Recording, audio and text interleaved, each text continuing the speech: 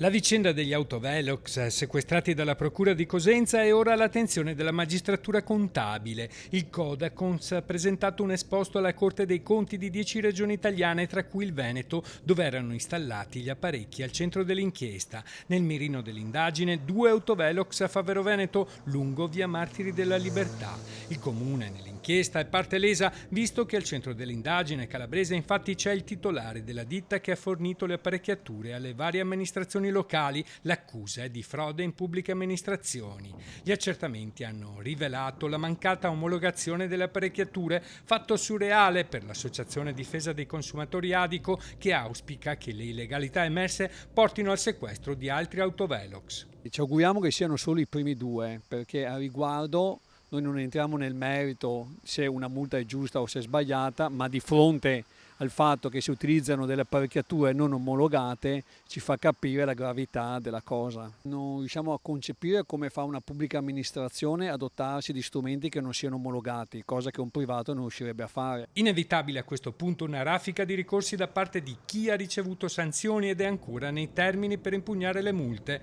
Ciò potrebbe comportare il rischio di condanna dei comuni al rimborso delle spese legali. Dovrebbe essere giusto che le persone che hanno pagato qualcosa che non doveva vengano risarcite. Purtroppo sappiamo anche che non possiamo incoraggiare le persone a pensarlo, anche se stiamo valutando se veramente qualcosa si può fare in questa direzione, perché purtroppo in Italia quando si paga sappiamo che è difficile poi andare a chiedere la restituzione di una multa pagata.